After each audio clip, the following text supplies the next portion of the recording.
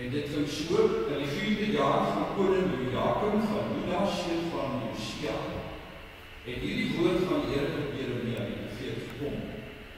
Vat vir jou 'n boekrommel en skryf daarop al die woorde wat ek oor Israel en oor Juda en oor al die nasies met jou gepraat het, vandat ek met jou begin praat het, in die dae van Josia tot op nou. Nou, broers en susters, ek neem vanmôre as vanselfsprekend aan dat die meeste van julle wat hier sit, of dat almal van julle die Bybel grootgeword. En heel waarskynlik het jou ouers, jou pa of jou ma, van kindertyd af vir jou uit die kinderbybel gelees. Dankie van ons kan terugdink in die tyd van die kinderbybel. Jy ken meeste van die verhale in die Bybel. Jy ken die verhale van Abraham, wat vir Isak moes offer, en Josef wat in die put geval het, en Moses die besiemandjie, en Samson van die hande geskeur. Al die verhale in die Ou Testament is ek en jy goed mee getrou. En hierdie boek, broers en susters, wat ek vanmôre weer beklemtoon, na al die jare, as jy dit al nog nie weet nie, is dit boek in my lewe wat vir my besonder waarde. Van al die boeke in my biblioteek, is dit een boek wat ek sal saamneem die dag as ek moet vlug, of as ek ieders weer moet gaan. Al my ander boeke kan agterbly, maar hierdie boek nie. Hierdie boek bepaal in 'n groot mate wie ek is en moet lewe. Nou, toe ek in die vroeë 70 jaar op hoërskool was, dit was natuurlik die van Malan, die Westelskool in die Kaap, en die oggend, die soggens, die eerste periode altyd geopen met skriflesing, en dan daarna is daar ook gebid. Dit was nog die goeie dae van die CSV en die KJA. Sondag, jy sal een paar maak kerk te gaan, daar was nie wees nie, was verplig gewees om kerk te gaan, en daar die dominee op die kansel kunnen gaan uit die Bybel gepreek. Na die diens, omdat alles klaar is, en van maak en die teenkoffie druk, saam met alle lidmate, was daar sonderskool en katekisasie, wat jy nog meer van die Bybel geleer is. Ek onthou as dominee, dat die politieke vergaderings van daardie jare was die nacht in die sakke gewees, altyd een skriflesing en gebed geopen is. So maak die sak, omdat ek dan van die draad die gestaan het nie, was altyd met die Bybel geopen. Die Bybel was nie net oral sigbaar nie, dit het 'n sentrale plek in mense se lewens ingeneem. En dit doen vandag nog. En daarom is broers, as praat ek nie vanmôre oor iets wat nie vir jou vriend aandoen. Ek praat nie vanmôre oor 'n boek wat jy nie ken nie. Inteendeel. Jy ken dit in baie opsigte baie beter as baie mense daarby. Tussen hakies is hier iemand in hierdie diens wat nie 'n Bybel het. Steek hand op. Wie iemand wat nie 'n Bybel het. Almal het 'n Bybel. Weet iemand in die gehoor dat wat is die naam van die laaste boek in die Ou Testament? Weet iemand steek verhaal? Maar ja, wie van julle die Bybel al ten minste een keer in jou lewe deurgelees? 3, 4, ander nie? Baie dankie. Ek wil vanmôre begin met te sê, broers en susters, of die vraag moes te vra, wat weet jy alles van die Bybel? Kan jy vanmôre vir iemand daar buite, wat aan ander geloof, wat ander godsdienst aanhang, vertel hoe die Bybel ontstaan het? Kan jy dit doen? Kan jy jou Christelike geloof verdedig deur net te vertel hoe die Bybel ontstaan het? Weet jy dat vanmôre wie is die verskillende Bybelskrywers? Op wanneer alles neergeskryf is? As ons in die kerk vanmôre bely, die Bybel is die woord van God, is die vraag, waarom is daar soveel tekste in die Ou en in die Nuwe Testament wat lyk of hulle mekaar totaal en al weerspreek? En dis daar vir jou gedagte so. Wat ek is eintlik vanmôre vir jou aan die begin wil sê is, broers en susters, hoe dieper 'n mens in hierdie boek indelf, hoe meer vrae ontstaan daar. Hoe dieper jy in die tekste kyk, hoe meer dinge sien jy raak wat jy voorheen nooit gesien het nie. Vra die vraag wat jy nooit voorheen gevra het nie. Is dit 'n goeie ding om so diep in die Bybel te delf? Die mense, die ou mense, het altyd gesê, jy moet nie te diep grawe in God se woord nie, want dan kan jy jou kop verloor. Jy moet eers soos 'n kind glo en alles aanvaar wat jou pa en ma jou geleer het, of wat jou geleer is in die kerk waarin jy groot geword het. Geen vraag, geen kritiese vrae nie, jy aanvaar net soos 'n kind. So my vraag is dit reg, broers en susters, is dit 'n goeie ding om so die Bybel te delf? Hierdie vraag gaan ek op die eis op die kant sit, en aan die einde van die reeks gaan ek weer terugkom en vraag, en dan besluit jy vir jouself, of al die inligting wat jy gekry het, vir dit tot versterking dien, en of jy dan die Bybel as die woord van God nie te verstaan. Nou vandag se boodskap is 'n inleiding op die reeks wat gaan volg. Ons gaan ook in die reeks onder andere kyk hoe die Bybel ontstaan het. Ons gaan onder andere ook kyk na die sogenaamde bronne teorie. En ek beloof jou, ek gaan so eenvoudig en so interessant as moontlik hou. So moet asseblief nie vanmôre aan die begin skrik vir al die terminologie en vir die dinge wat vir jou snaaks of vir jou klink nie. Dit is alles baie mooi verduidelik, ek bedoel. So as ek afskop vanmôre met die stelling, en my stelling, broers en susters, is dat ek en jy geleer is deur ma en pa en deur die kerk en deur die dominees of die pastore en die kerk en die laas groot geword het, om nooit enigiets in die Bybel te bevraagteken nie. As jy iemand is wat anders geleer is van feitlik as jy vra wat die naam jou bevraag. Die Bybel is ons geleer is 'n heilige boek. Jy sit nooit 'n ander boek bo hom nie. Jy sit ook sommer net nooit in kan nie. Jy lê sommer nie rond nie. Dit is God se woord. So jy bevraagteken dit nie, jy kyk nie krities daarna nie, dit is 'n woord en 'n boek op sy eie. So baie Christene glo vandag nog dat Moses byvoorbeeld die eerste 5 boeke van die Ou Testament geskryf het. Die eerste 5 boeke in die Ou Testament staan bekend as die Pentateuch. Die Griekse woord Penta 5. En as jy nie weet wat die eerste 5 boeke is nie, dis Genesis, Exodus, Leviticus, Numeri en dan die laaste 5de boek is Deuteronomium. En dit het ons geleer, broers en susters, dat die boek 12 deur Jeremia geskryf is. Hoekom? Want as jy oopmaak, die Bybel oopmaak, staan daar die 12 liedere van Jeremia. Ons is geleer, broers en susters, as kinders, dat Dawid 'n groot deel van die psalms in die Ou Testament geskryf het. Ek het eers geleer dat die boek Jesaja deur Jesaja die profeet geskryf is, en so kan ek vanmôre aanhou en aanhou. Maar die vraag is dit regtig wat gebeur? Is dit werklik die geval? Nou vir baie eeue reeds het navorsers die verskillende Bybelboeke ondersoek. En hulle het so onder die soekte geplaas dat, en dit is so broers en susters, die lig het geword is my lig in die dood, maar as jy lig het, en jy baie duidelik gesien. So die navorsers gooi 'n skerp lig op die Bybel en jy met verskillende dinge die afgelope 2 eeue na vore. Ek gaan enkele voorbeelde gee. As jy die ou Afrikaanse vertaling vat, dis nie die 33 en die 57 vertaling. Dis die vertaling waarmee ek groot geword het. En dit maak dit by Genesis ook heel voor, broers en susters, reg voor by Genesis 1, maak jy die ou vertaling ook, sal jy sien, bo aan die bladsy staan geskryf, die eerste boek van Moses genoem Genesis. Blaai jy verder aan die Bybel kom jy by die tweede boek van Moses genoem Exodus, ensovoorts. Bybelnavorsers het deur die eeue op 'n paar interessante dinge afgekom. Dinge wat jy as 'n gewone lidmaat nie sal raak sien wanneer jy die Bybel lees nie, en dit nooit sal weet as die dominee of die pastoor wat voorstaan dit nie vir jou uitlig en vir jou verduidelik nie.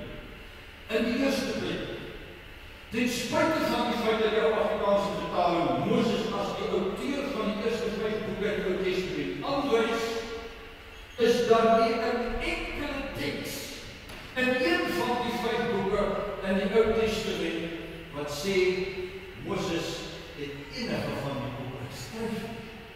Met ander woorde, broers en susters, deur die eeue heen het teoloë en het Bybelvertalers aanvaar Moses het die eerste 5 boeke geskryf en dit is soos ek en jy groot geword het.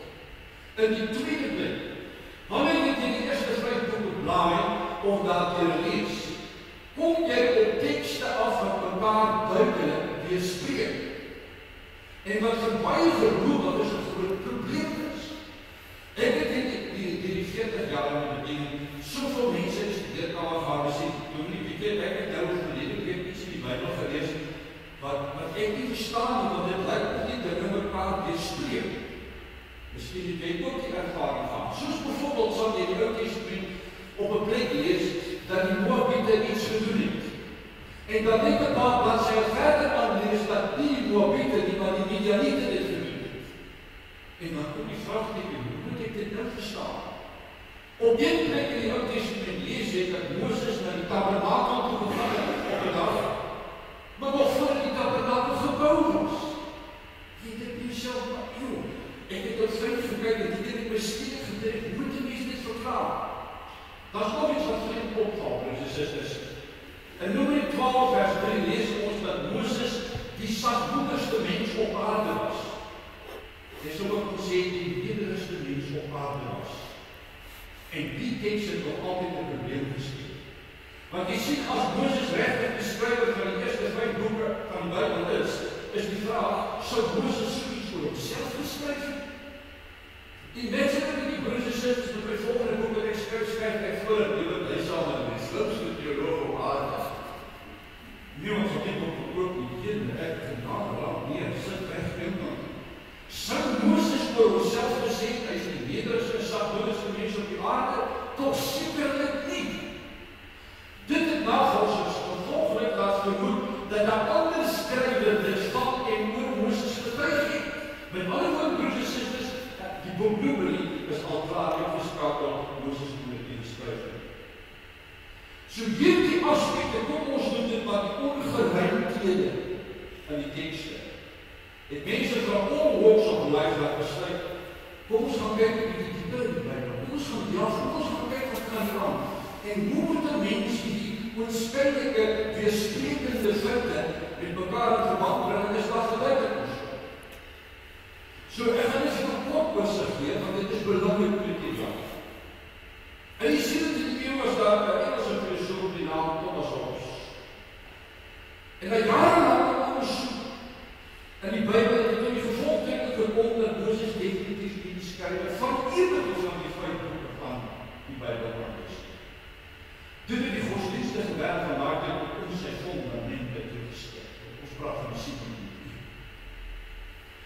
Enkele jare na Hobbes se spokuitlatings en die Franse Calvinist Isaac de la Pereire 'n teks in die Ou Testament opgemerk waar duidelik geskryf staan dat Moses die volk aan die ander kant van die Jordaan toespreek.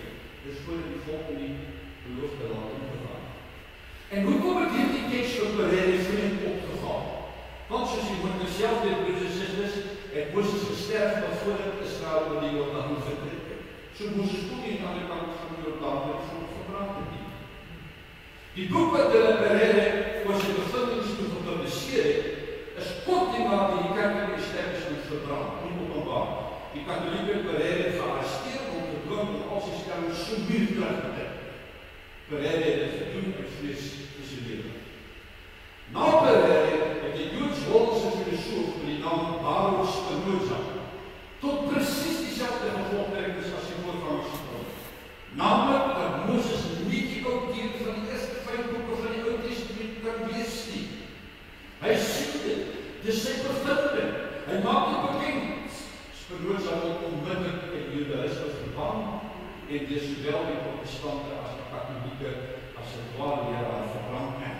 Kort daarna word 'n aanslag op sy lewe gemaak as Spinoza oorleef het gelukkig. En so is dit vanmôre die lys van name van aanval, broers en susters, dosyne name, allemaal mense wat bedenkinge gehad het oor Moses se outeurskap.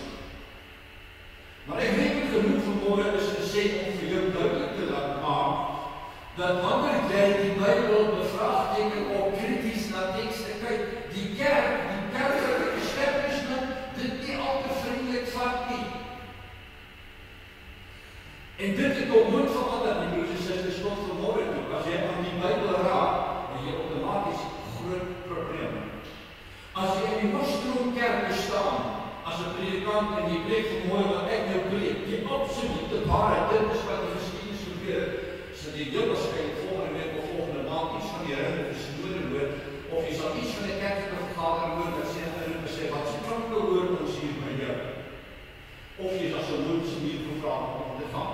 soos professor Du Plessis in die 50e jare in die Kweesloop van Stellenbosch, as lang voor my tyd, het hy presies dieselfde gevolgteks om in 1953.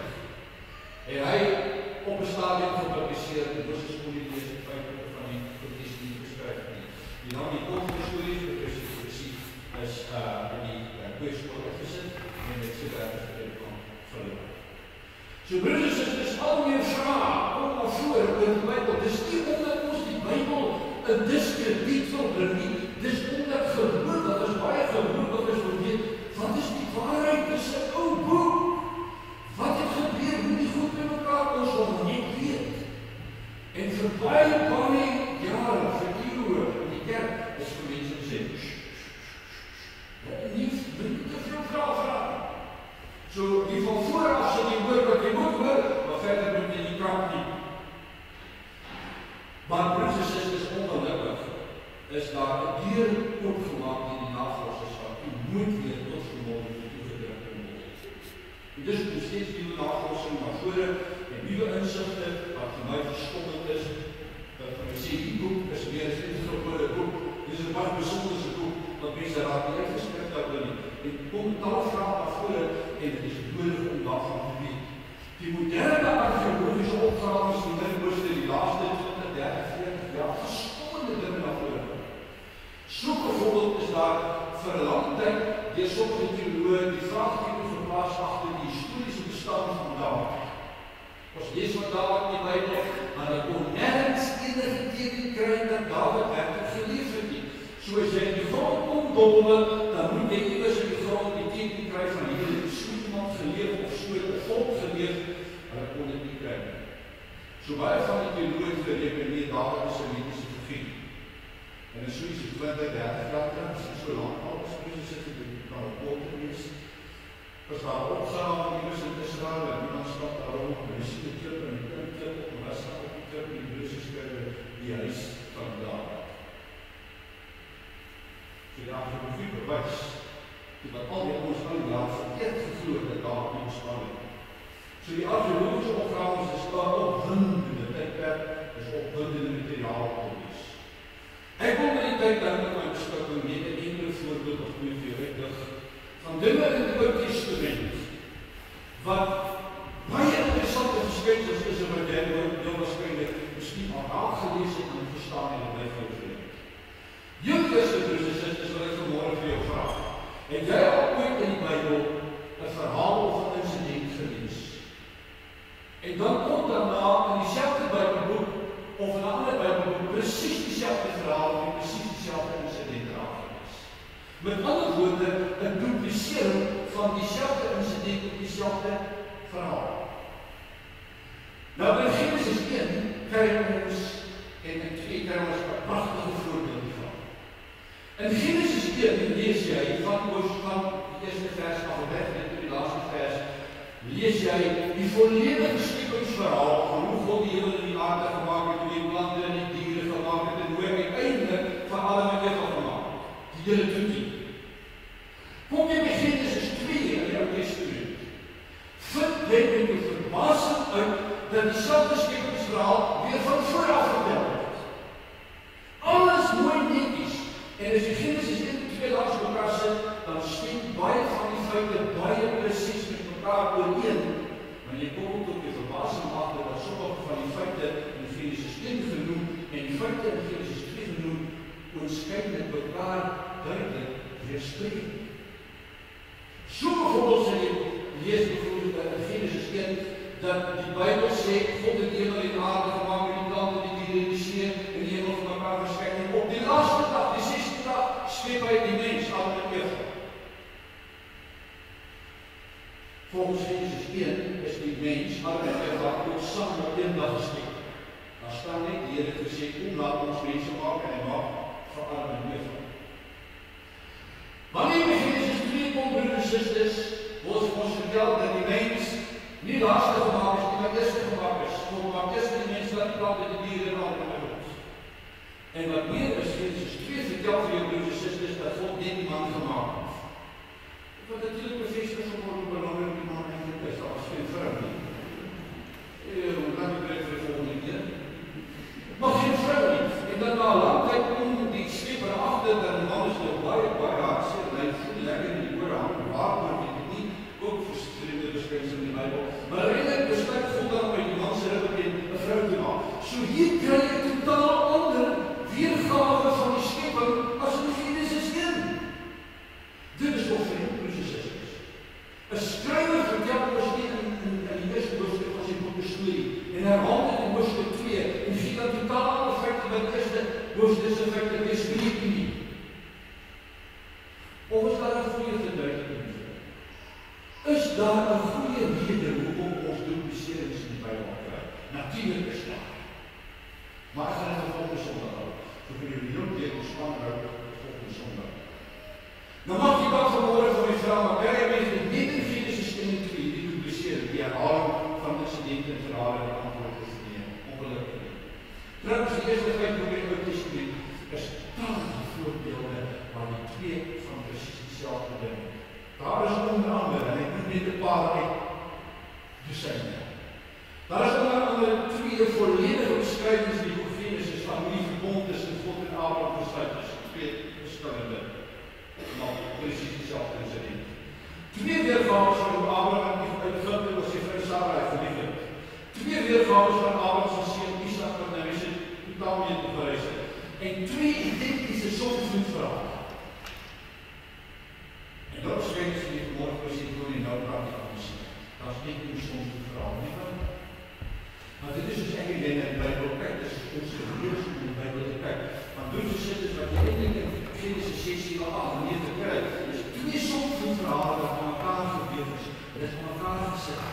Weer een derde persoon. Twee die zitten geschreven en de derde die aan elkaar gezegd die na is of van je en zien.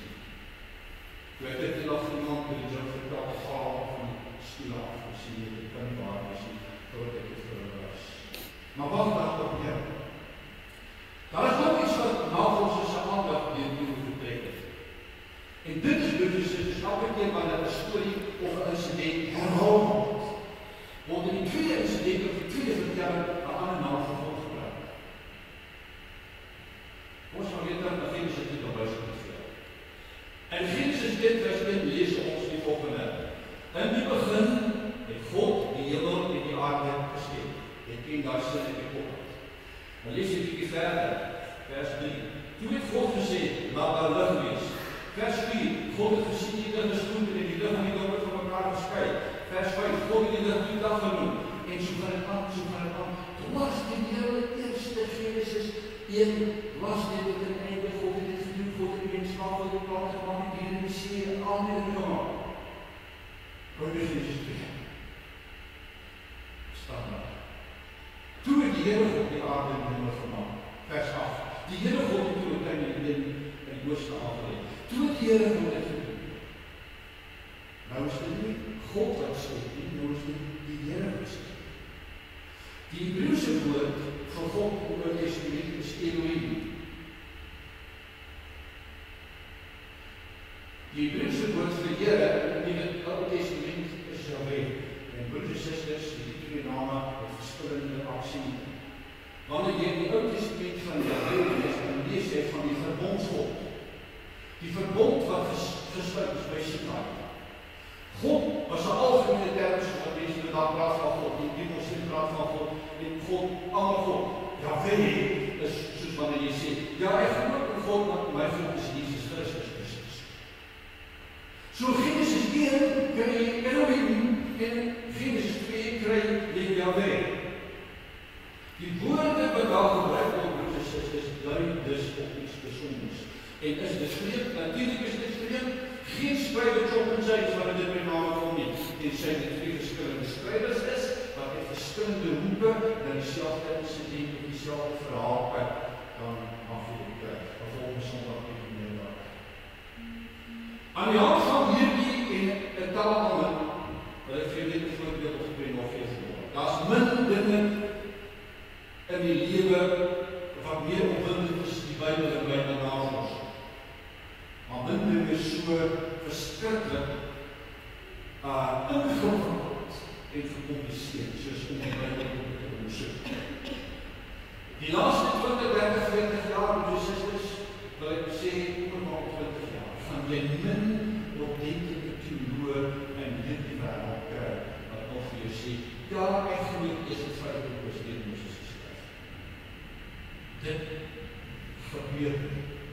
So dit is broers en susters, wat het jy nou in jou nuwe vertaling? As jy nou nuwe vertaling nou by die huis gaan koop, maak vanmôre as jy by die huis kom, kyk jy of jy maak jou koop by Genesis, wat staan er daar geskryf? Hey, waar is die opskrif nou? Die eerste boek van Moses, Genesis. Weet jy wat ek gaan? Dan kom jy by Exodus, en dan staan, hey, ek in Exodus, waar is dan nou die tweede boek? Geskryf deur Moses, is weg.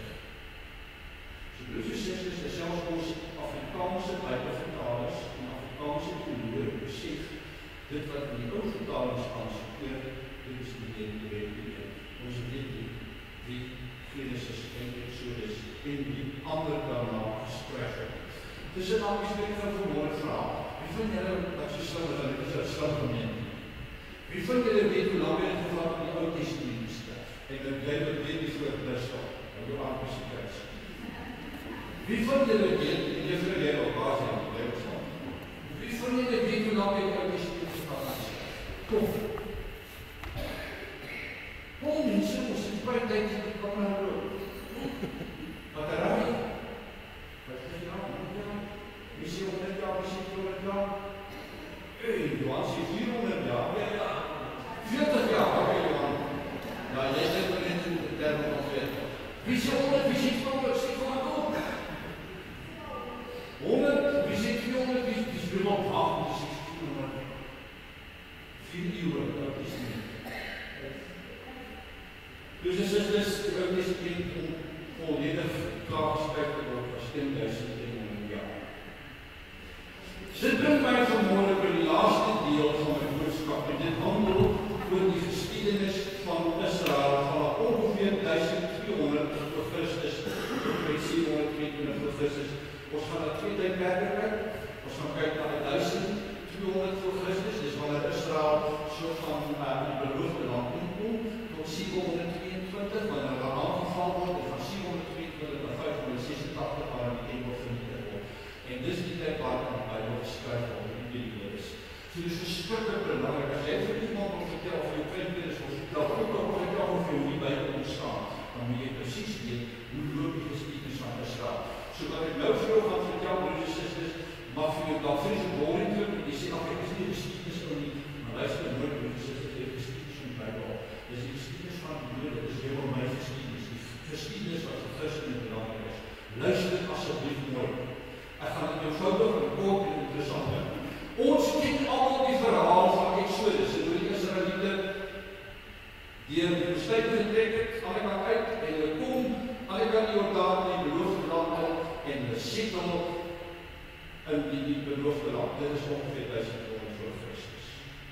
Met hulle aankoms in Kanaan het die 12 stamme van Israel versprei.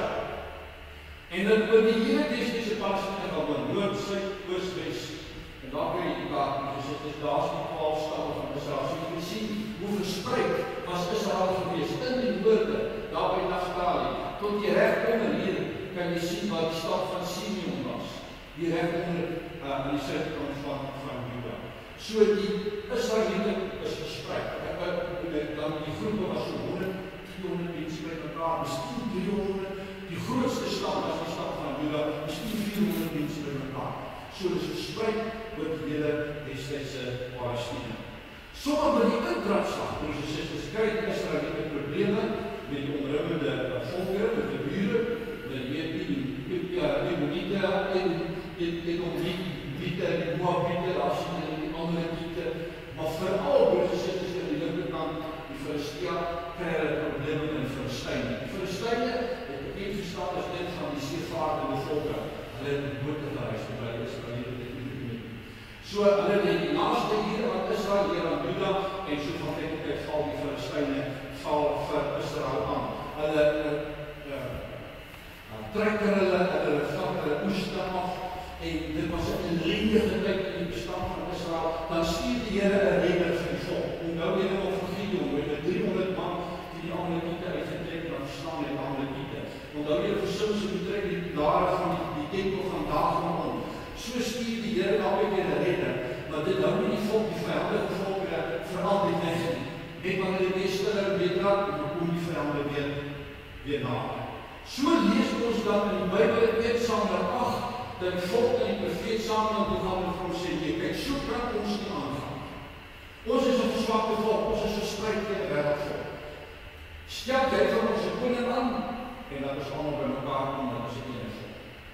Dan word die kant van gepraat, en daar kan ons gepraat, die Samuel, die profeet waarsku, sê, jy moet weet, sê, die koning nie, dan gaan dit verkeer, en dit verkeer. Maar dit sê ons soek 'n koning.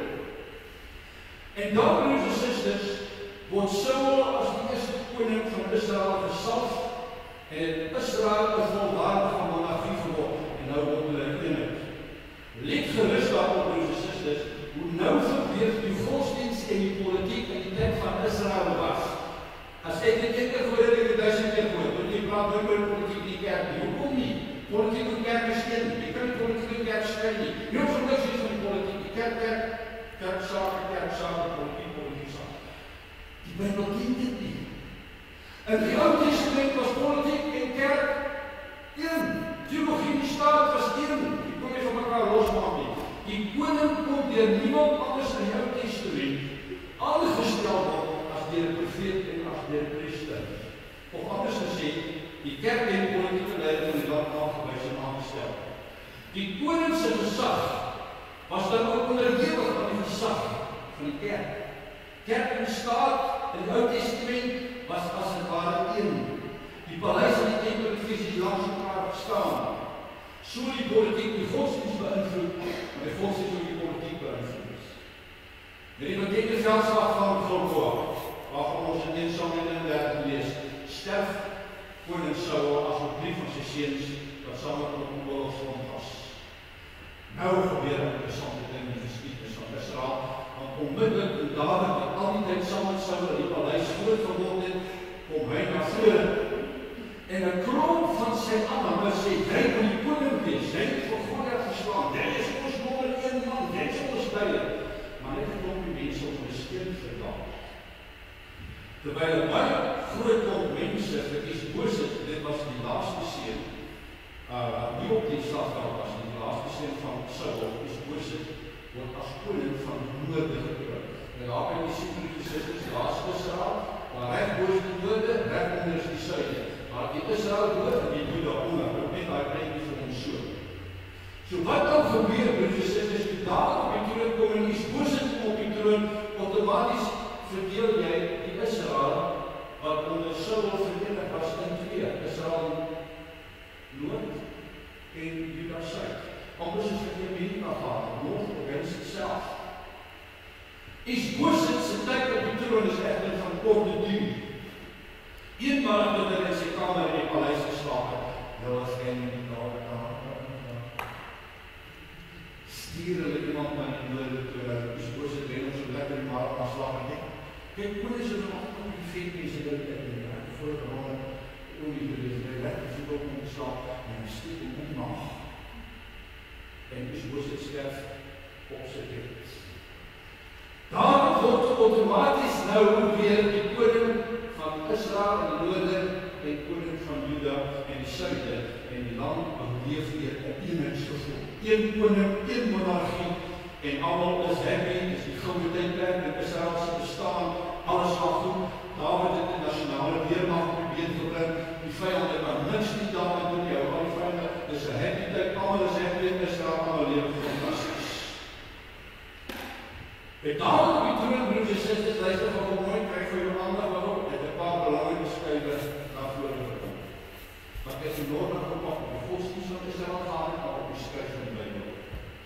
In die eerste plek, maak Dawid Jerusalem die hoofstad van Israel. Maar Jerusalem sit hier onder die onderkant. Sien jy, jy amper op die grens, daar lê Jerusalem, op die grens van Israel. Jy het aan die ander kant op die Samaria. So, Dawid besluit hy maak Jerusalem die hoofstad van die nuwe Israel. En dan